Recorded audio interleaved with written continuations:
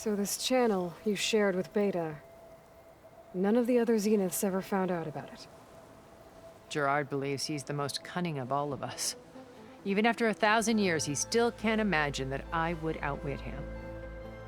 The channel allowed me to interact with Beta away from their mistrustful eyes. It offered us a chance to be ourselves. Until you cut off all contact. Yes, though it pained me. I was worried that our meetings would do her more harm than good. Well, she felt like you tossed her aside. I was afraid the others would find out and punish her. She may not have had the comforts of friendship anymore, but at least I ensured she was safe.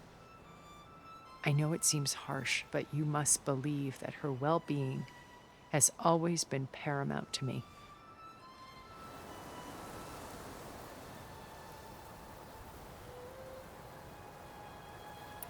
Why did you make the data channel look like this place? I built this house as a shelter to weather any storm. A safe place. Not just for me, but for the art stored below. Cultural artifacts of incalculable value. Truly some of the greatest achievements of human civilization. And you wanted Beta to see them? Yes. Her upbringing was so cold and technical. I thought if she could experience Vermeer and Rembrandt, it would bring something else into her life. A heritage every bit as valuable as the scientific and technical data being drummed into her. I'm sorry I had to cut off contact, but I'll never regret sharing this house with her. She needed its shelter even more than I did. My old focus. How did you find it, let alone repair it? When we encountered you at the Hades Proving Lab, Gerard saw you as a redundancy. I knew better. You were a revelation. After your dramatic escape, bravo, by the way. Gerard and Eric assumed you were dead and gave up the hunt. I wasn't so sure. When the others were busy, I returned to the lab and searched for any trace of you. That's when I found this little treasure. Not easy to repair, but certainly worth the effort. As I watched your life unfold, you were like a splash of color on a worn canvas. What Liz was, and more. Did you show it to the others?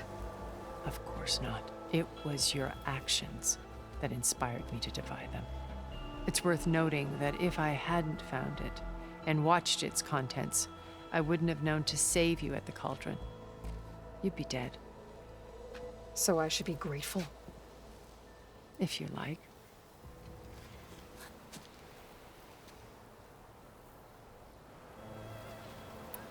So you know all about me. What about you? What would you like to know? Well, start with your life on Earth. When I was 8, terrorists flooded my home city. Thousands drowned, my parents included. I was one of the few who survived. My guardian sent me to boarding school. Among my peers, I was the strange girl, the orphan to be avoided. All because of circumstances beyond my control. Oh. So we're a lot alike, huh? Aren't we? You were an outcast. But you didn't let that stop you from getting what you needed. Neither did I. I climbed my way out of desolation and used my wits to build a fortune. First, from the technical analysis of art and the detection of forgeries.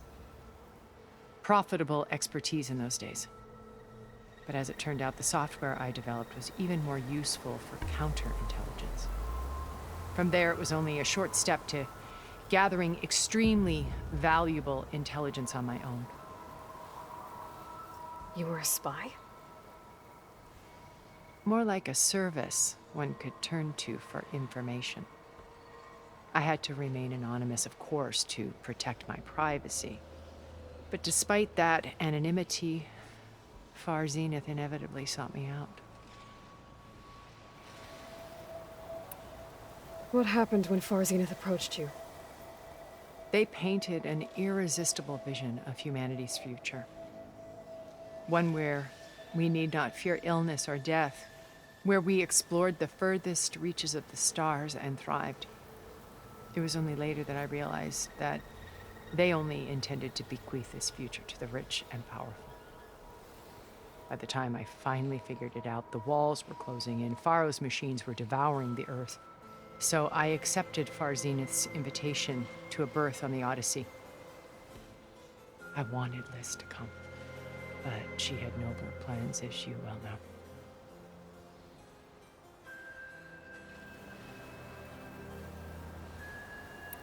So you didn't know the other Zeniths were monsters until it was too late? I knew some of them were, certainly. It wasn't until we were off-planet that I understood the true scope of their greed. I was grateful to simply be alive, but the others became obsessed with a kind of effortless immortality. They built a colony where machines serviced their every need, where any memory or fantasy could be endlessly savored in virtual reality.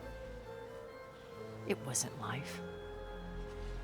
It was stultifying, a pampered dream state.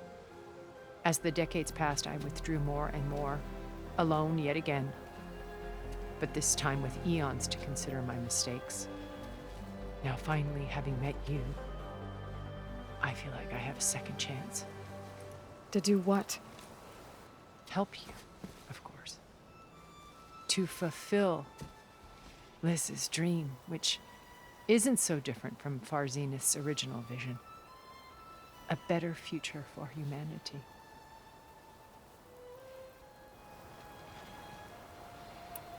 Beta told me your colony was destroyed. That you came back to Earth because you had nowhere else to go. It's true. After we reached our destination, a planet in the Sirius star system, we spent decades building a new home. The physical constraints of Earth, the boundaries of mortality, gone. To think of what we could have done with it. It might have been a utopia. Instead, we stagnated, absorbed in effortless comforts and virtual realities. It took a cataclysm to finally yank us out of our stupor. What happened? A massive geological event. We knew of instabilities in the planet core, but we underestimated them. By the time the collapse was upon us, it was too late to stop it. Only a few of us made it to the ship in time. We set course for Earth, the only safe harbor left to us. Which you decided to make unsafe for anyone else. Not me. Gerard. He believes it's better to wipe the canvas clean than work around the smudges. No more primitive tribes, no more combat machines, only a blank slate to do with as he pleases. But we will stop him. All we have to do is get into that base. What exactly is your plan to sneak into the Zenith base? We will make use of a lesson I learned from an early age. Always know your exits. In this case, a place where Gerard's new construction meets the ancient foundation, a passage that only I can access. When Silence flings his army at the base, we will enter through this back door, bypassing most of the fighting. The distraction will provide us with a window in which to rescue Beta and Gaia.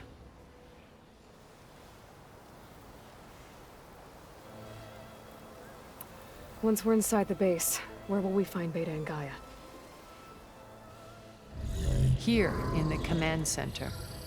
By then, Gaia will have been reunited with all of its subordinate functions, including Hephaestus. What about the alpha build of Apollo on your ship? A simple matter of recovery once the others have been dealt with.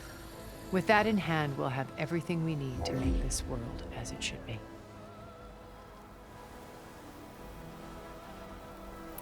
How do you know about Silence's plan?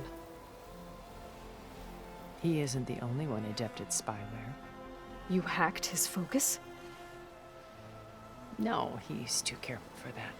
But his subordinates? Not so much. He gave additional focuses to the tribals he branded the Sons of Prometheus. By tapping them, I learned about most of his dealings. The distribution of override technology, the arming of Tanakh rebels, and the secret pact with Regala to attack Gerard's base. But how did he come up with a weapon that can take down your shields? That's the one thing I haven't been able to figure out, but however he did it, I'm quite certain it will work. With it and the Tanakh army, victory seems to be within his grasp. Such a shame he'll be disappointed. Regala's only interested in killing Hekarro and waging war on the Karja. What does she have to gain by attacking Zenith? It's the price she must pay for her war. Without the ability to override machines, her little rebellion would have languished in the desert. So she trades with the Sons of Prometheus. Machines to help her overthrow Hekarro. In exchange for an assault on the base. Pride has deluded her into thinking she can actually survive such a battle. And all without ever knowing who the Sons of Prometheus really answer to. Yet for all of Silence's brilliance, still he underestimates you. That blind spot is what will allow us to take Beta and Gaia right out from under him. While hundreds of Tanakh are cut down outside. So you knew Elizabeth. What was she like? Liz was everything she was. I see in you. And more. Your ingenuity, your determination, your moral compass. You've managed to distill her greatest qualities and make them your own. I'm not asking about me. Tell me about Elizabeth. What was she really like? The honest answer is that I don't actually know. For all the time that I spent with her, she always kept a part of herself locked away. It was like that from the moment we met. So when you met Elizabeth, she was what? Distant? Aloof? Not aloof. Not exactly. It was a summit in Paris about machine learning, a touchy subject in those days, because regulatory authorities were just starting to clamp down on AIs. Liz gave the keynote address. She had already achieved great renown for her work in automated environmental reclamation. But in her address, she was just starting to imagine the next step, an AI-driven system that wouldn't just act on its programming, but actually take responsibility for its sphere of influence. To care about life. Not just follow orders. Revolutionary stuff. I was fascinated. And I wanted to meet her for a long time. I watched her after her talk. She had spoken with such moral authority, such empathy. But after that, she retreated. I could tell she felt uncomfortable with all of her admirers. It was as if giving the talk had cost her something. I didn't want to be a pest, so I planned my approach carefully. So how did you finally approach Elizabeth after her talk? I picked the right moment. The morning of the next day, right as she came back to the conference, she had just had her coffee. She was fresh, rested. It was like she had braced herself for the onslaught of colleagues. I asked if I could walk with her, then put forth a question about her talk that I thought was intelligent. Her answer made me realize it wasn't, but she was very welcoming. Almost as if we were previously acquainted. It was only halfway through the conversation that I realized she knew exactly who I was. It was quite a shock to me. My business was trafficking in secrets, and I took great pains to protect my anonymity. So that was Liz, perpetually one step ahead. I came to view our meeting as a metaphor for our friendship. She always seemed to know me far better than I knew her. I guess I know the feeling.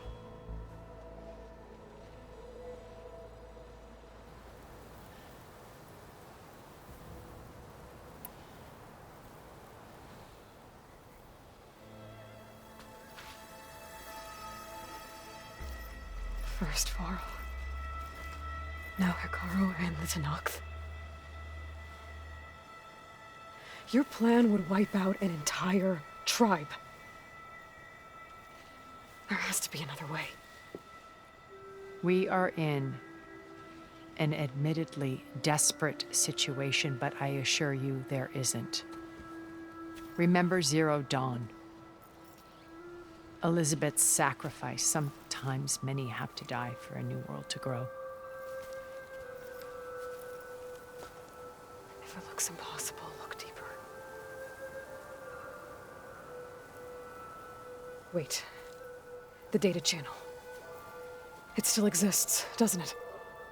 I need you to open it. Let me talk to Beta. Impossible. We might be detected. It's worth the risk. There is another way, one where the Tenakth survive. But we won't.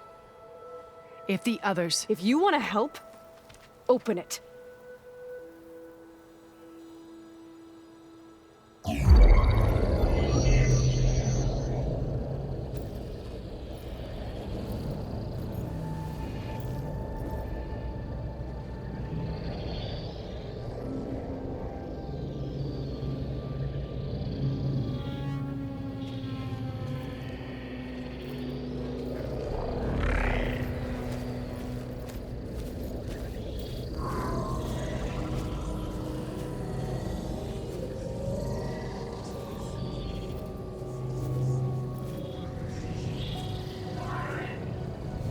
What are they doing to her?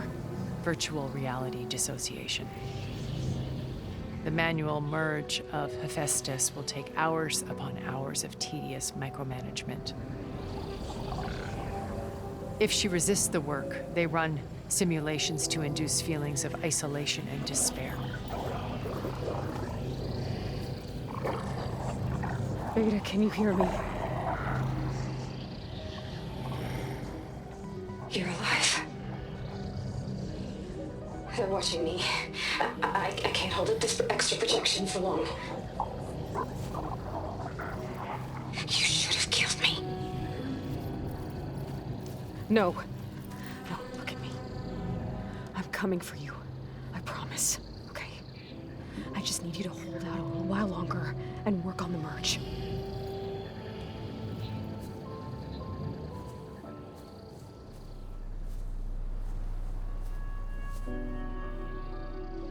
Then I think it can be done. I'll contact again when it's time. Can you hold on? As long as I know you're coming for me, I can endure anything.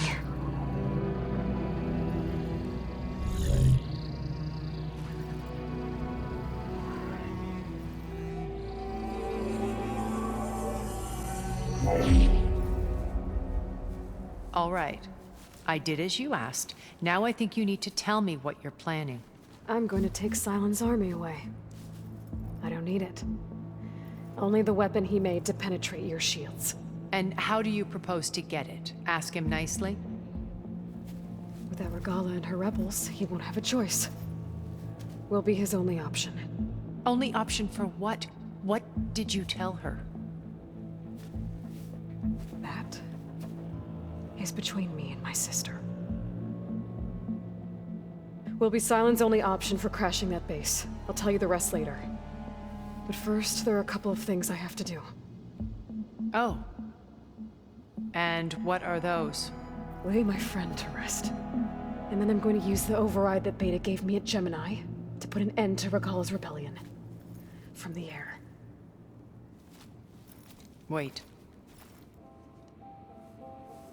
Since you insist on doing things your way, I know of something that will truly help you make a grand entrance with the Tenakth. The ancient Horus Titans still possess electromagnetic energy cells as part of their arsenal. Drop one of those on Regala's army and they'll receive quite a surprise.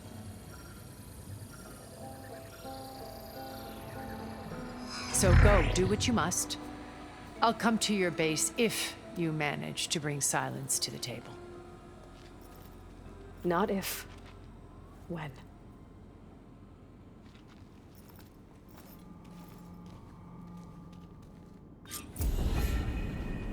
Erend, are you there? Aloy! Aloy, is that really you?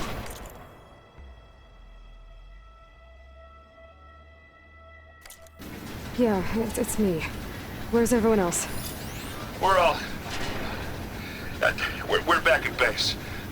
What happened? It might be easier to explain in person. I'll try to join you there when I can. Okay.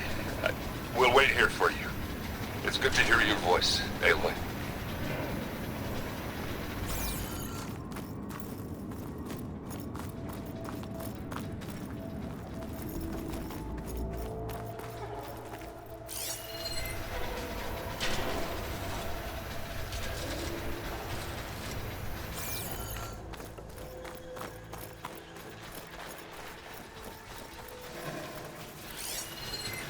Machine's resistant to fire.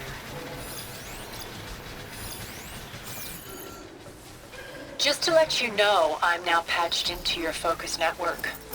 Great. I take it the other Zeniths can't hear us? Of course not. And they don't know about your base either, in case you were wondering. I've sent you data on the Horus energy cells you can use against Regala's forces. Reach out to me when you're ready to acquire one. Understood.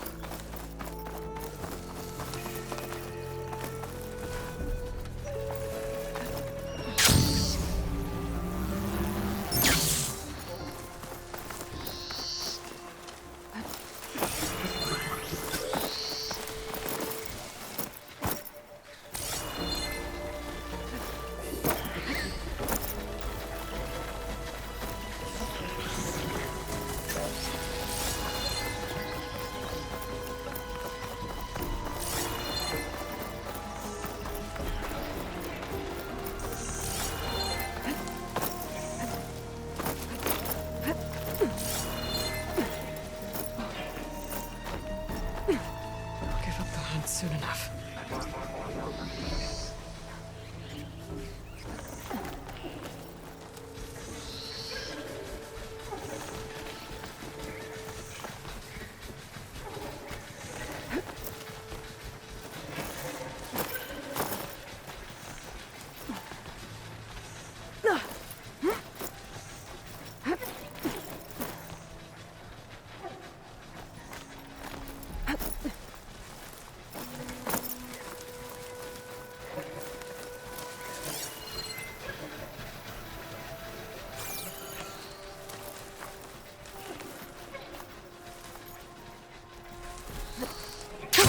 Going down!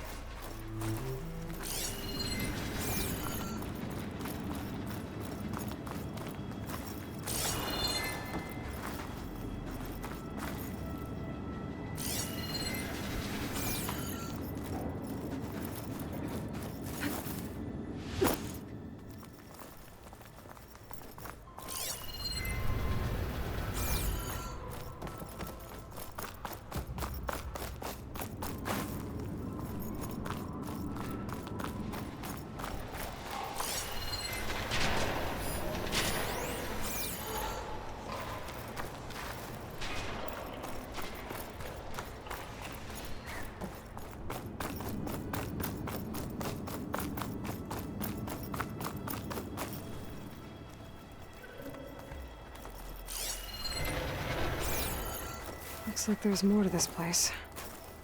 I'm sure Tilda won't mind me poking around. But how to get through these vines?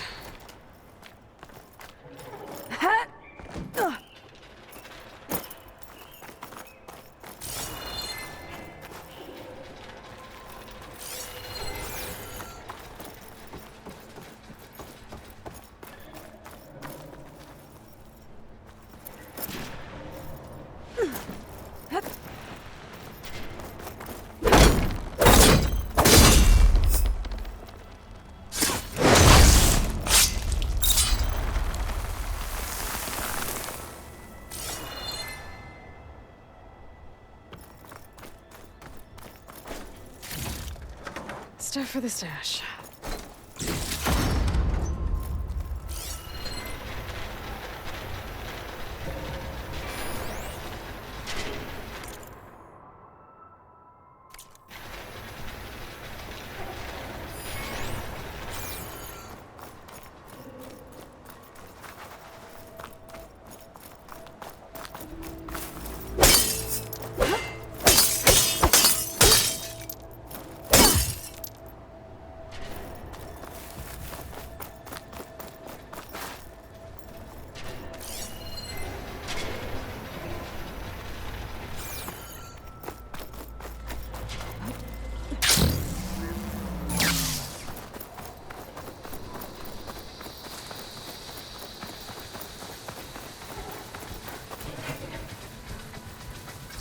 Shell logger scuttling around.